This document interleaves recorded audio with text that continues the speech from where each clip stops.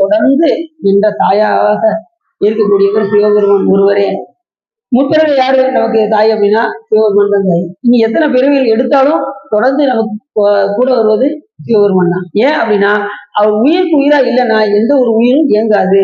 அவன் ஒன்றாய் உடனாய் வேறாய் இருந்து செயல்படுகின்றான். ஒன்றா எப்படி இருக்கான்? உயிருக்கு உயிரா.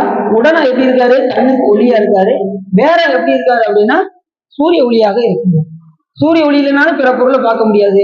கண்ணுல ஒளி இல்லைனாலும் பிற பொருளை சேர்ந்தனாலும் எனக்கு கண் நல்லா தெரியுங்க அப்படின்னு சூரிய ஒளி இல்லைன்னு வச்சுக்கோங்க, நீங்க பிற பொருளை பார்க்க முடியுமா? முடியாது. சரி, சூரிய ஒளி இருக்கு, என்கிட்ட கண்ணுல ஒளி இல்லை அப்படின்னாலும் பொருள் இருக்கு, என்ன தெரியும்? ஒண்ணும் தெரியும். அப்படிதான் இருக்கும். அப்படி சுவாமி ஒவ்வொரு பிறரையும் நமக்கு துணைக்கு வந்து துணை செய்யவில்லை என்று சொன்னால், நமக்கு உயிருக்கு உயிராக வரவில்லை என்று சொன்னால், நம்ம ஒன்றையும் நாம் என்ன செய்ய முடியாது, அறிய முடியாது. அப்படி தொடர்ந்து நின்ற தாயானை இது இன்னொரு